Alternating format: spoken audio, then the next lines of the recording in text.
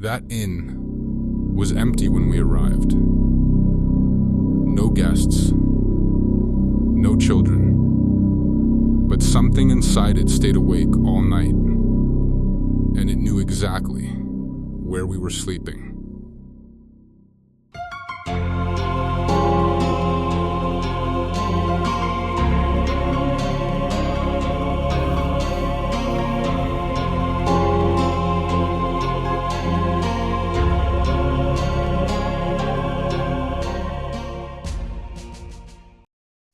A few years ago, I stayed at a haunted inn. Not by choice, I was tagging along with a friend's family, and this was where they had decided to stop for the night.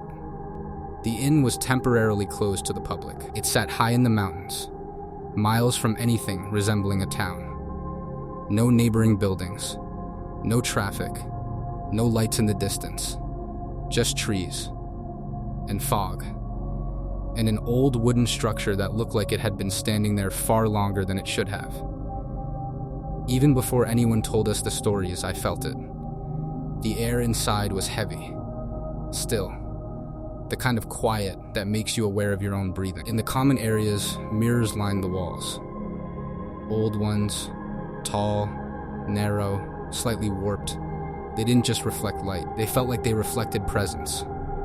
Like something had been standing in front of them for years and never quite left. That night, there were only 4 of us staying there. 2 people in our room. 2 people across the hallway. 2nd floor. A few steps down the hall was a narrow staircase that led to a single door. Behind it was an unused attic loft. Unfinished, locked, and supposedly empty. It started raining after midnight. Cold rain. Heavy rain. The kind that presses silence into a building and makes every sound sharper.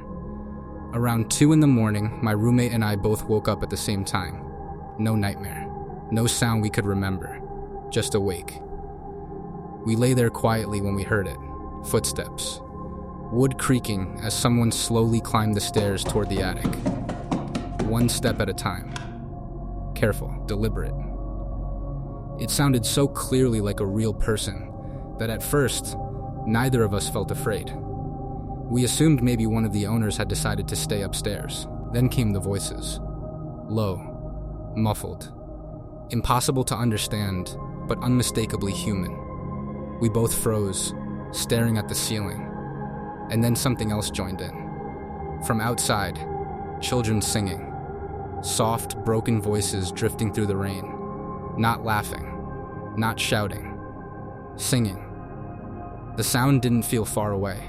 It felt surrounding, like it was leaking through the walls. We took turns sitting up, pulling the blankets over our faces, staring at each other in the dark.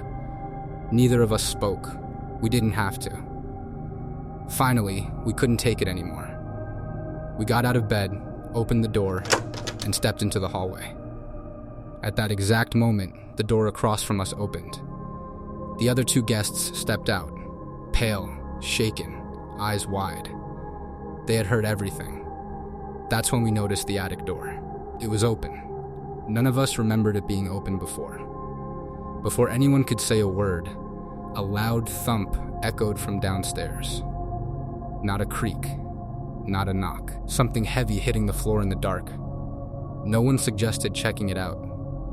We dragged blankets and pillows into one room and slept together on the floor with every light on until morning. When the sun finally came up, the rain had stopped. The inn looked harmless again, but the attic door was still open. And I swear, it hadn't been opened that wide before.